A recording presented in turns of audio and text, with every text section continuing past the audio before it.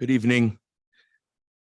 On behalf of the Vada Rabbanim of Greater Washington and Young Israel Shomrei Emunah, I want to thank each and every one of you for coming. It's Baruch Hashem. It's an inspiration to look around the room on such short notice. And we all know that our feelings in these times are of horror and care and concern. And we're just trying to figure out what in the world we could do. And we know that we can speak to our public officials and governmental bodies, and we know that's very important. And we know that we can and should give money. And we know that's very important.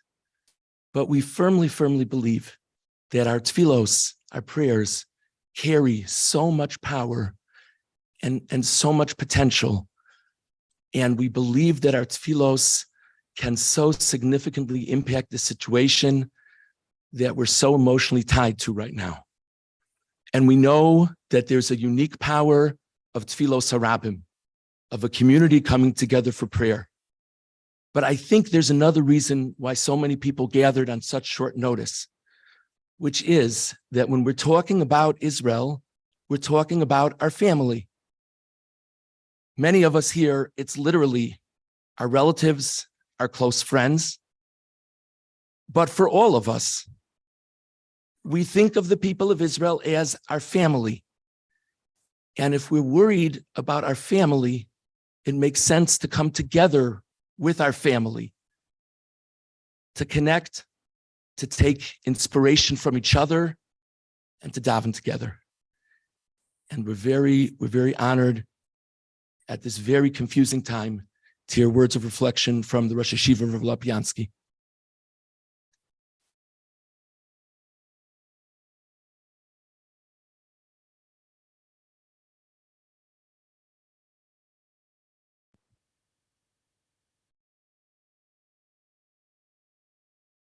I think it's important to reflect a little bit about what this gathering is all about. It's a lot more than a person davening for a specific tzara. And I'd like to try in a few points to see what it is. The Rambam, when he presents all the halachas of a Jew, he organized it very carefully. And there's a section on tefillah, and it's a subsection of something called ahava. Person's connection to HaKadosh Baruch Hu, that's ahava. He then has a section called zmanim, which deals with times that are unique. The halachas starting with Shabbos and Yontiv, Yom Kippur, and so on, Pesach, Sukkot, and so on. The halachas that are relevant to this, it's called Hilchas Tainis, are written in Zmanim, as opposed to being part of the Tefillah halachas. The Rambam could have called the section of Zmanim Moadim. Almost every halacha there fits into Moed in some way, which is Yontiv. And the Rambam felt that a much more accurate description of what this is about required including these halachas and zmanim. So it's not Yom Tovim, but there are times. And that's the halacha, that's where he puts in tiniest towards the end of Hilchas Zmanim. I think the reason is because mitzvahs are divided by topics, and there are specific mitzvahs for different events and different parts of a person. But another dimension, a fourth dimension, that various events, that various mitzvahs can be divided, is a dimension of time. And in various times, HaKadosh Baruch Hu gives us a framework for very specific avodah. There's a time Rosh Hashanah for Yira. There's a time of Sukkot for Simcha, and so on. And one of those times is called an Eis Tzara. An Eis Tzara is a time. It's more than just a particular need, and therefore we're addressing a need, but something much bigger is happening. And that's why it's called an Eis Tzara. So HaKadosh Baruch Hu there's Tefillah, the Rambam says, is a mitzvah's essay. That's in Ava. It's a mitzvah's essay to daven every day. That's constant. That's something that is need-based.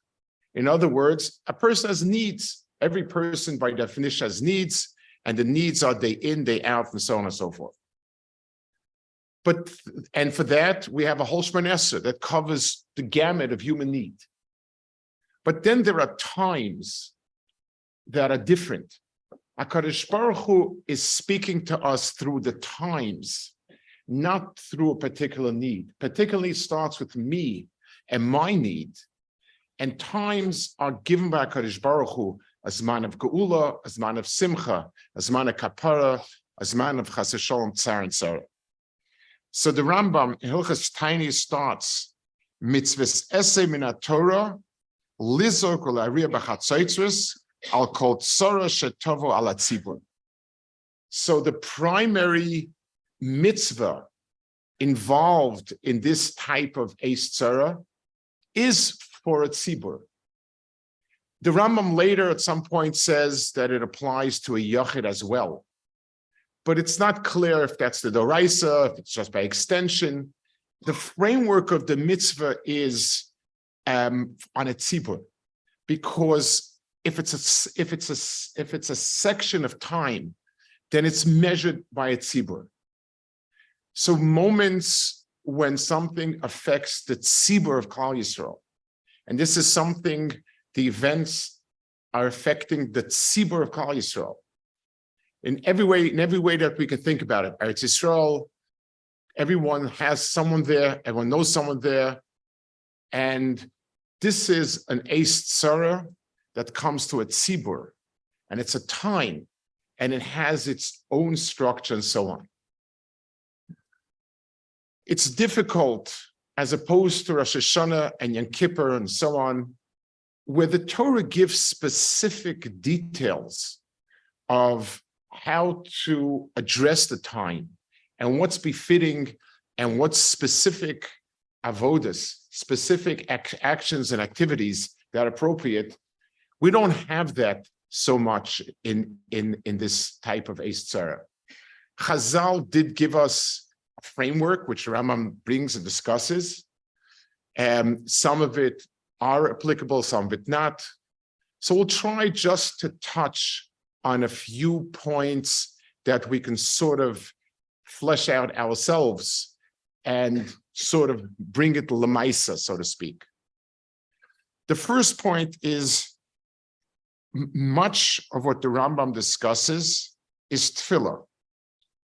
And the Rambam starts by saying they used to blow chatzotzros, which was a sort of, it was like shofar, it's a type of tefillah. And later on, the Rambam discusses the various, there was a whole Seder tefillah that was unique for tiniest. But the Rambam says something here. V'dovaze midarke atshuvahi. Shed bezmash davetzav v'yizakor le'er v'yariu yedu hakoil shebekal masei meroim hur lehem. The Rambam says the purpose of tefillah in this Eis Tzara extends much further than the regular tefillah on a person's own personal needs. We're meant to reflect within the tefillah that something has to change.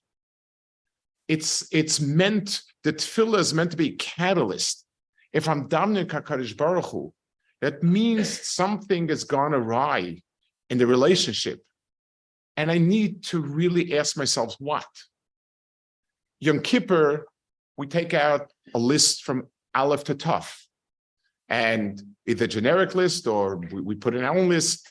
But everything is we're missing many things and everything, and we can do tshuva and everything. But when a zman comes that is like this, it's something that requires us to feel and to think back a bit. The Rambam says that tefillah is the catalyst for it. The Rambam also later goes through a Seder Hayom, which includes at one point the elders sitting down and trying to figure out what it is that the community needs to change, to fix, and so on. First of all, I'd like to point out, the Rambam does not speak about looking for gematrias and signs and words to figure out. That's the wrong way to go about it.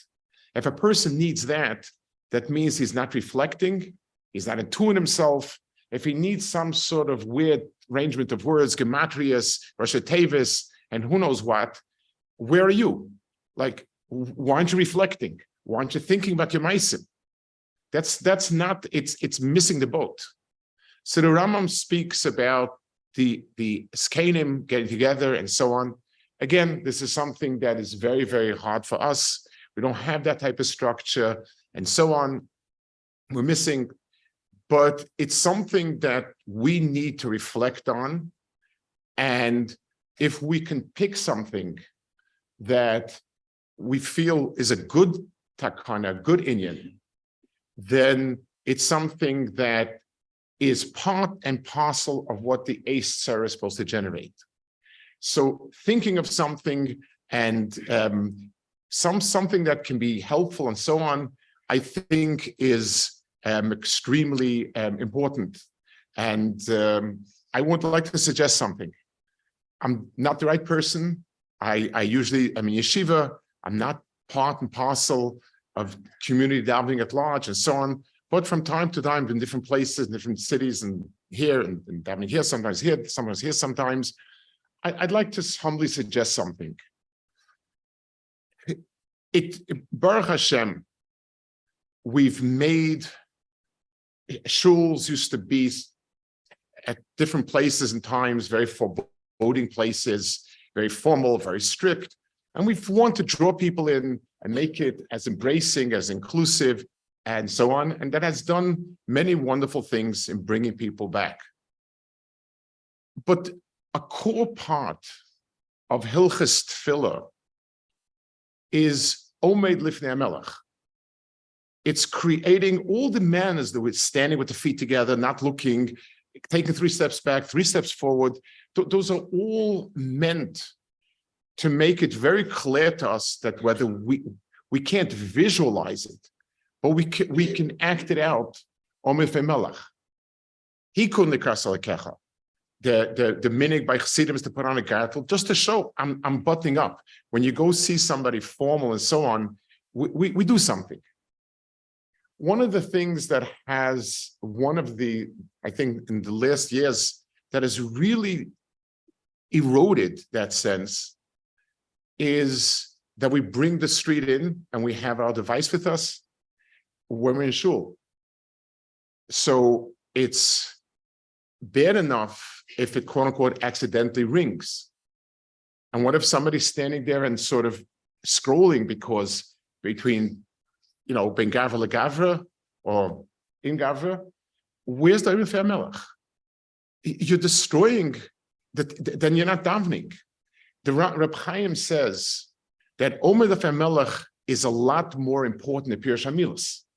I don't want to, halachically, it's a little more subtle, but as a rule, he says, Omed Lifnei HaMelech is ma'akev. Pirush, only the first baruch is ma'akev, and so on. But it means the sense of presence. I cannot imagine anyone walking into a job interview and forgetting to shut his phone down. I cannot imagine anyone taking a call or scrolling at emails when he needs the other person. We show our disdain for the other person by check our emails while he's trying to give us a sales pitch. But if I need the other person, it's unthinkable that we would leave it on. We would check 3 times it closed. Is HaKadosh Baruch Hu less? So imagine today we have a mitzvah before. As you're standing in the lobby, you say, I think I'll paskin, you're allowed to say, Hine muchanam zuma lekayim hikun likas Hashem lekech Yisrael, and close the cell phone. I take the achrayus if there's a Shem Levator on that one.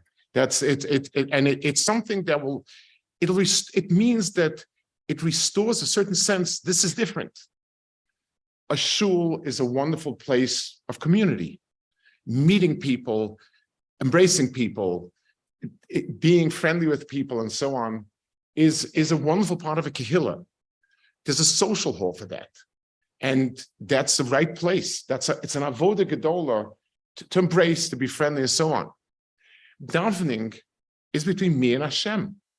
If I'm at that job interview, if I'm doing a presentation, and a very close friend of mine walks by, I wouldn't interrupt. It's unthinkable. So a simple rule of thumb, something which would be unthinkable when I'm in the presence of somebody who is superior. I need something from that person. I need to report to that person. That's the same thing in the shul. It would make a difference. It would be a ripple effect on us and on other people. I was once standing far from here in a shul that I would say the people consider themselves Hamish. The phone rang in the middle of Shemona Esrei, so I'll be malamed zchus that person already finished Shemona Esrei. But he carried on a conversation in the shul. I think it's extreme. I'm sure it's extreme. But even if we just have a buzzer, if we twitch, again, would you feel comfortable doing that in the presence of someone else? Since we hope and we're davening here, we really would like our tefillas to be niskabel, and therefore the first priority is that we present ourselves in a shul. We reinvest the shul with the sense of isolation. We're not in the street, we're in the shul now. Other things can wait. I'm with HaKadosh Baruch Hu now. Whether I'm mechaven a lot for davening, whether my mind wanders, being mechaven is difficult for every person. Some people's minds wander naturally, some people are impatient, some people have problems. That's hard to dictate.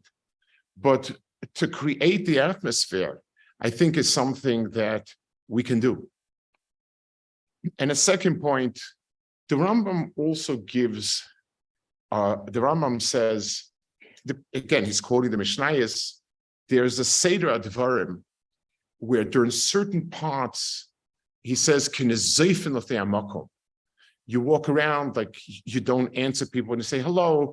There's a whole different hierarchy of Tanesim and how strict they are and so on. It's one of those things that it is subjective, but being able to somehow ask ourselves, every time we do something now, we go on a fun trip and this and that, we made those decisions in the yeshiva. Certain activities are absolutely necessary and it's important, and that we keep. Certain things, it's sort of a little extra, a little over the top, scale down a bit. It's hard to give objective criteria. Each person is different, situation is different, but it's something that is our avoda to give it the sense. There are so many people that's Israel. I mean, everyone here has people who have the unheard, they should live well, children at Israel. There is so much uncertainty.